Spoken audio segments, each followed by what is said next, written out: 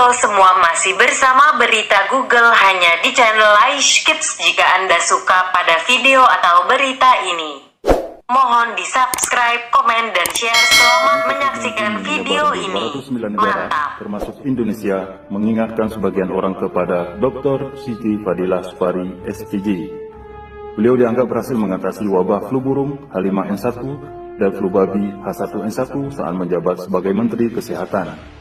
Hingga kini, dalam usia 70 tahun, beliau masih meringkuk di sel rutan Pondok Bambu, Jakarta Timur, setelah pada April 2017 ditetapkan sebagai tersangka atas kasus dugaan korupsi proyek pengadaan alat kesehatan untuk kejadian luar biasa tahun 2005. Apakah benar beliau bersalah? Mungkin hanya akan terungkap di akhirat kelak.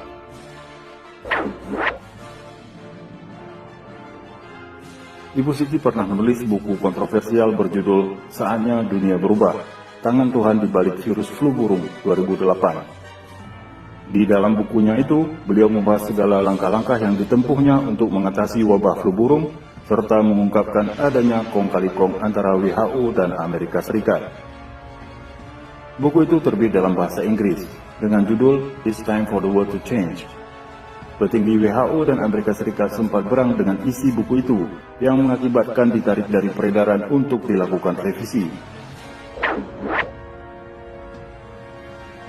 Salah satu pengakuan Dr. Siti yang mencengangkan dalam bukunya itu adalah kecurigaannya terhadap virus flu burung yang dijadikan bahan untuk membuat senjata biologi.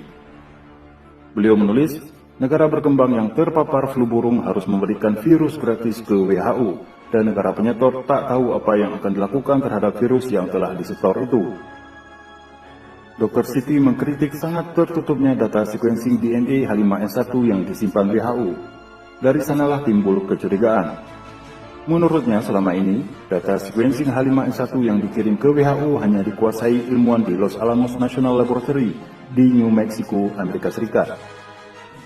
Hal ini sangat mengagetkan saya karena laboratorium Los Alamos berada di bawah Kementerian Energi Amerika Serikat. Di laboratorium inilah dirancang bom atom untuk mengebom Hiroshima di tahun 1945, kata Dr. Siti. Dan ketika Indonesia dilanda flu burung, WHO merekomendasikan obat bernama Tamiflu. Parahnya, ketika Indonesia mau beli, obat itu sudah habis di pasaran karena sudah diborong negara-negara kaya, padahal mereka tidak kena flu burung. Kemudian WHO melalui CNN secara sepihak mengumumkan kepada dunia bahwa ribuan rakyat Indonesia sudah positif tertular flu burung. Ibu Siti tak main-main, staf WHO dan CNN pun diusir dari Indonesia.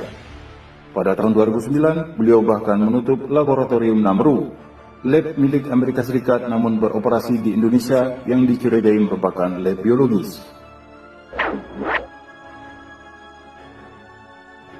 Menurut Siti, tak adil jika negara terpapar flu burung justru harus membayar mahal untuk barang yang seharusnya bisa dimiliki negara itu. Beliau pun melobi dan menggalang dukungan negara-negara berkembang agar berani menggugat WHO. Perjuangan berlanjut ke sidang World Health Assembly di Jenewa. Yang disuarakan Indonesia adalah mekanisme pengiriman virus ke WHO harus disertai transparansi. Negara asal diberitahu virusnya dipakai untuk apa, dan harus disertai perjanjian pembagian keuntungan bagi Indonesia. Namun hal ini tak terrealisasi sampai beliau tak memiliki jabatan lagi di pemerintahan. Di tengah pandemi saat ini, Dr. Siti Fadilah Supari kembali lantang berbicara, meminta pemerintah untuk tidak tergiur membeli vaksin COVID-19 yang digarap oleh pendiri Microsoft Corporation, Bill Gates. Beliau pun memberikan beberapa alasan. Yang pertama, belum diketahui sejak kapan bibit penyakit yang sudah dilemahkan itu dibuat. Padahal, prosesnya memerlukan waktu yang tak sebentar. Kalau Bill Gates sudah siap dengan vaksin corona sekarang, kapan dia punya sip bibit virusnya? Apa sebelum pandemi corona? Apalagi pada tahun 2015, dia telah mengumumkan akan ada pandemi besar di 2020. Jelasnya. Yang kedua, belum jelas dari negara mana saja galur, strain, bibit SARS-CoV-2 yang digunakan itu untuk membuat vaksin. Soalnya, beberapa ahli di dunia berpendapat virus terus berubah sampai sekarang. Lebih lanjut, ia pun menduga akan ditanam microchip, diduga untuk memantau orang yang telah menggunakan vaksin tersebut. padahal berdampak negatif terhadap tubuh dalam jangka panjang. Karena itu, beliau meminta pemerintah untuk waspada. Beliau tentu sadar yang dilawannya itu bukanlah Amerika Serikat atau WHO, melainkan the globalis, penguasa dunia sesungguhnya. Namun yang perlu kita ingat, bagaimana beliau berjuang untuk menyelamatkan rakyat Indonesia, sebuah kisah patriotik yang langka di era reformasi. Wallahu a'lam bishawab.